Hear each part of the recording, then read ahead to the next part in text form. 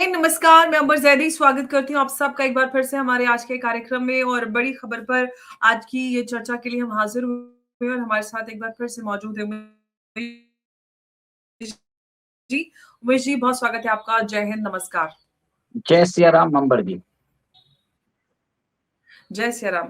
Umesh ji, Russia ने अपना जो ओशनिक हाइपरसोनिक मिसाइल है वो बेलारूस में डिप्लॉय कर दिया है और जो सिग्नल आ रहे हैं वो ये कि जैसे कि हम जानते हैं कि प्रेसिडेंट पुतिन के घर पर जिस तरह से अटैक हुआ उसको टारगेट किया गया, तो इस तरह के सिग्नल्स और कंफर्मेशन रशिया की तरफ से थी कि ये जो एस्केलेशन की तरफ जा रहा है और रिटेलिएटरी टारगेट उन्होंने सेट किए हुए थे और अब ये बेलारूस को लेकर भी ये आ रहा है। तो सवाल ये है कि क्या ये एस्केलेशन माना जाए जिस तरह की चीजें यहाँ से हमें दिखाई दे रही हैं?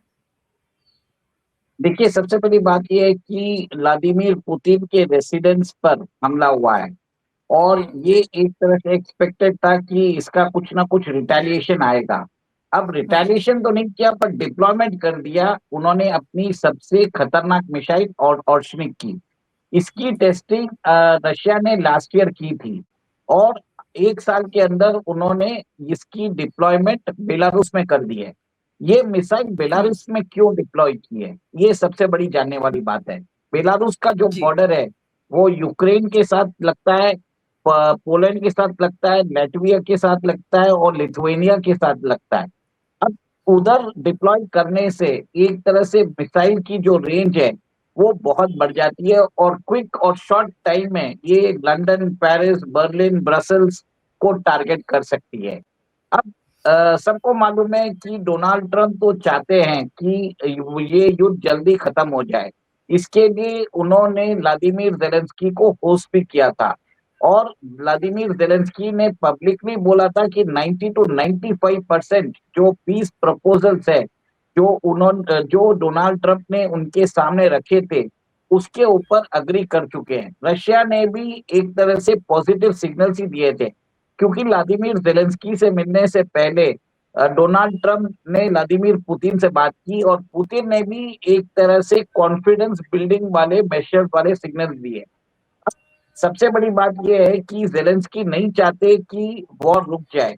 वो चाहते हैं कि वॉर की कंटिन्यूटी बनी रहे ताकि वेस्ट से जो एड मिलता रहे वो कंटिन्यूअसली मिलता रहेगा।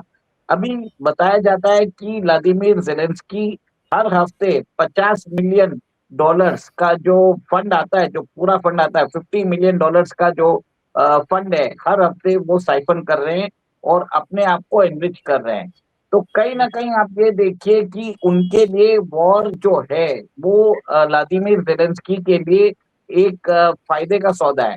यूक्रेन की जनता भी एक तरह से त्रस्त है बट व्लादिमीर ज़ेलेंस्की के ऊपर करप्शन चार्जेस लग रहे हैं।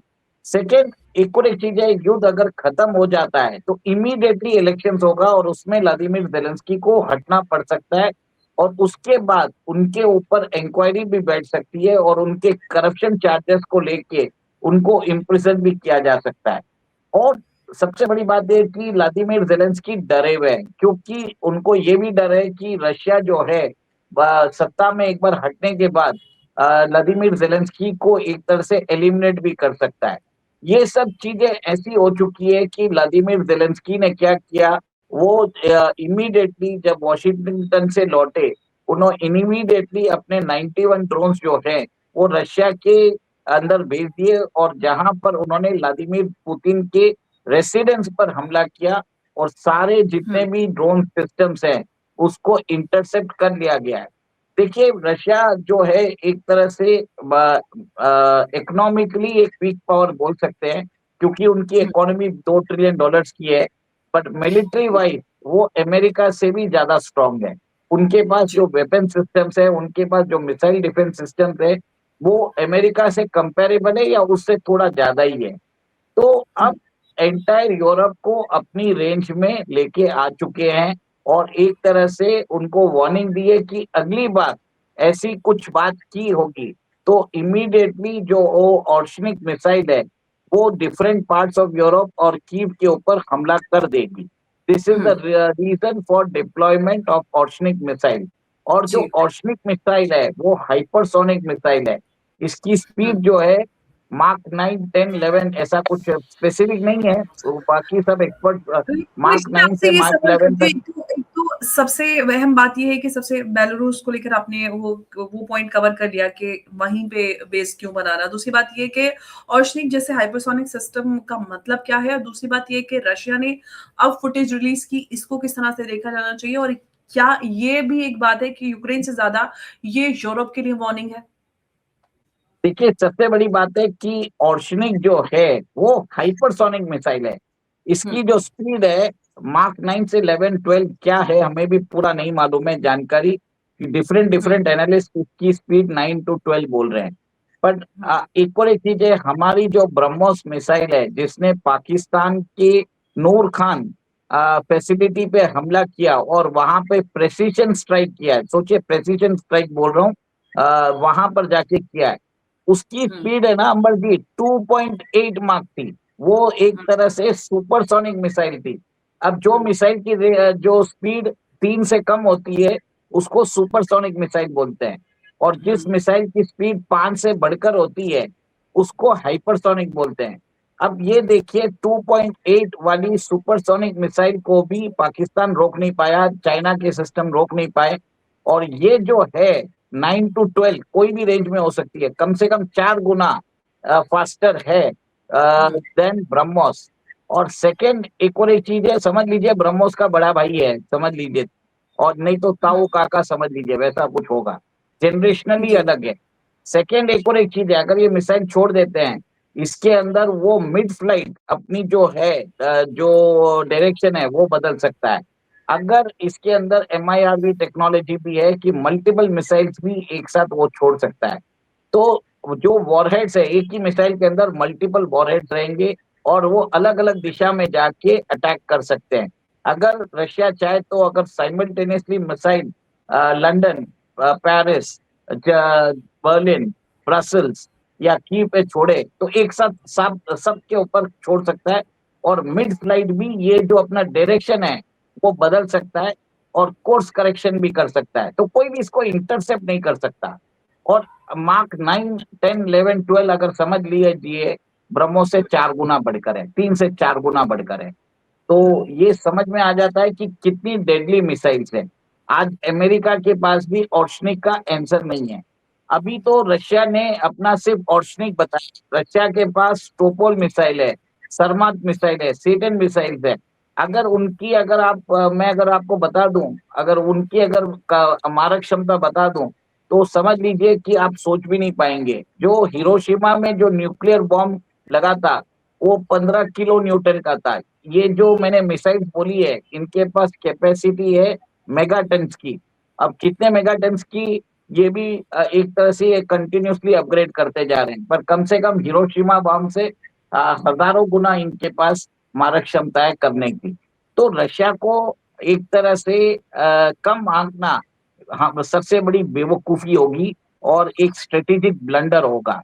अब रशिया अपनी जो आर्सेनल है बताता जा रहा है, यूरोप को समझा रहा है कि ये जो माइंडलेस वॉर है इसको बंद करो, और अपनी जो साख है, आपकी साख वैसे भी नहीं है, और आप 27 नेशन मिलके हमारे ऊपर धौंस जमाने की कोशिश कर रहे हो, वो आप करो मत। आपकी इकोनॉमी प्रॉब्लम में है, आपका यूरोजोन प्रॉब्लम में है, आपका यूरो प्रॉब्लम में है, आपकी जो सबसे बड़ी जो यूरोप की सबसे बड़ी कंट्री जर्मनी के अलावा फ्रांस है, वो खुद IMF के सामने भीख मांगने के लिए रेडी हो चुका है। तो ये सब बातें एक तरह से यूरोजोन को समझाई जा रही है। देखिए, किसी को डायरेक्टली नहीं बोला जाता, इनडायरेक्टली बोला जाता है कि भैया don't don't stretch beyond your weight. तो अब ये एक तरह से वार्निंग है, और आगे पॉसिबली ऐसा भी हो सकता है कि इसको डिप्लॉय भी किया जा सकता है, यूक्रेन के अंदर फायर भी किया जा सकता है। और जी, तो उमेश जी, कुछ यहाँ से अब सवाल ये है कि जब हमने देखा है कि मिन्स्क को जो मॉस्को है उसने एक तरह से फॉरवर्ड मिलिट्री आउटपोस्ट बना लिया है, लेकिन इसका रिस्पांस अमेरिका और नेटो की तरफ से क्या हो सकता है? आप देखिए, नेटो के अंदर तो खुद अमेरिका हैज टोल्ड जर्मनी कि आप नेटो की बागडोर आप संभाल लो, आपको यूक्रेन वॉर करना है then please carry on, but शर्त यही है, you will have to buy the weapons from America and supply it to Ukraine.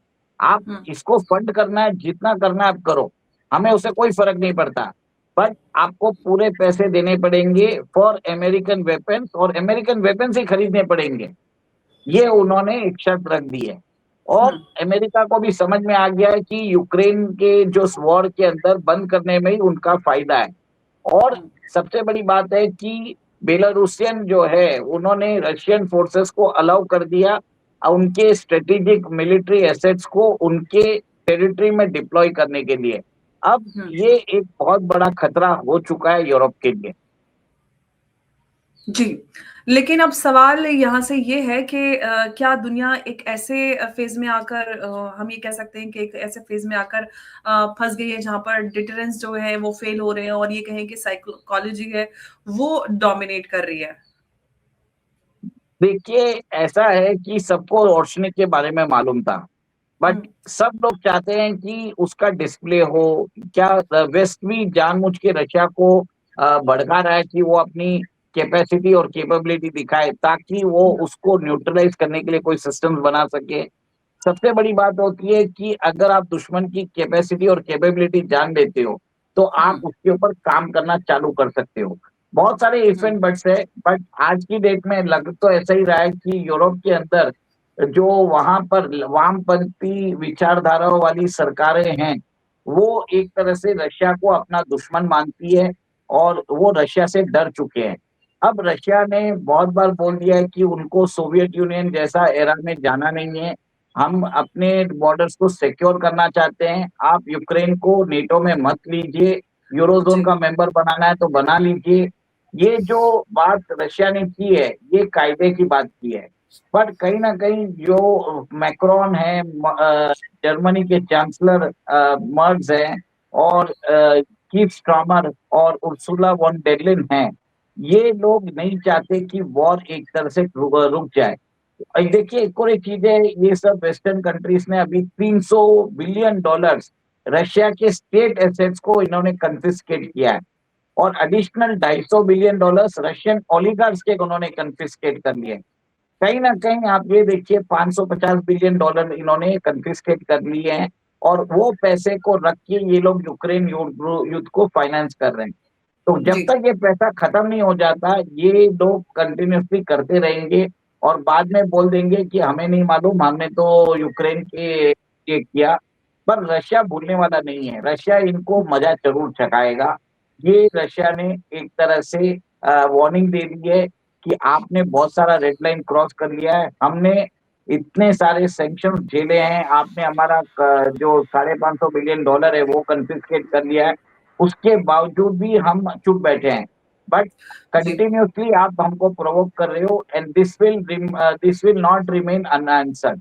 तो ये अच्छा एक उमेश तरह जी, से अब इसको क्या ये कह सकते हैं कि जो ये यूक्रेन कॉन्फ्लिक्ट है अब मतलब रीजनल ये वॉर तो रही नहीं है। क्या ये कह सकते हैं कि ऑफिशियली ग्लोबल चेस बोर्ड बन चुका है? देखिए, यूक्रेन स्टार्टिंग से ही एक तरह से ग्लोबल कॉन्फ्लिक्ट ही था, जिसमें इनडायरेक्टली आप ये देखिए कि everybody is involve, America involve था, फिर बाद में यूरोपियन यूनियन इन्वॉल्व है, और भी सारे जो वेस्टेड इंटरेस्ट है कंट्रीज के, वो चाहते हैं ये वॉर एक तरह से चलता रहे। अब यूक्रेन वॉर में सबसे ज्यादा फायदा किसको हुआ है? सबसे ज्यादा फायदा अमेरिका को ही हुआ है।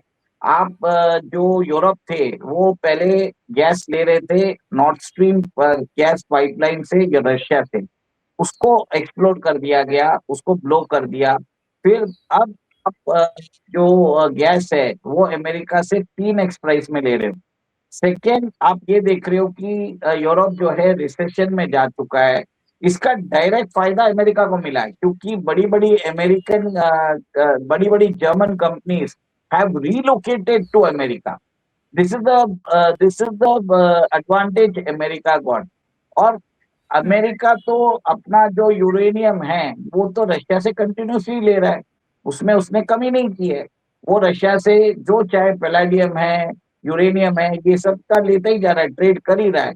उसके ऊपर कोई उसने कुछ कम नहीं किया है रशिया से अपने ट्रेड रिलेशन। वो बाकी सबको बोलता है कि तुम मत करो, पर हम कर सकते हैं, ये काम किया है। और मेरा ये मानना है कि ये जो कॉन्फ्लिक्ट है, ये एक तरह से इंजीनियर्ड कॉन्फ्लिक्ट है, जिसमें रशिया भी अमेरिका के साथ मिलके यूरोप को एक तरह से खत्म करने की कोशिश कर रहा है इकोनॉमिकली। इसमें उमेश जी, फायदा बस एक छोटा-सा सवाल और, वो ये कि अगर ये एस्केलेशन कंट्रोल से बाहर होता है तो कौन इसको कंट्रोल कर पाएगा? क्योंकि ये लंबा फैलता हुआ नज़र आ रहा है। जिस दिन अगर मिसाइल रशिया ने डिसाइड कर लिया कि लंदन और पेरिस को स्ट्राइक करेंगे, उस हुँ, दिन ये युद्ध बंद हो जाएगा। इमीडिएटली जैसे पाकिस्तान ने सरेंडर किया, वैसे ही पेरिस और लंदन सरेंडर कर देंगे। अब रशिया ने डिप्लॉय किया है, अब इसको यूज में कब लाएगा वो देखने वाली बात है। जी।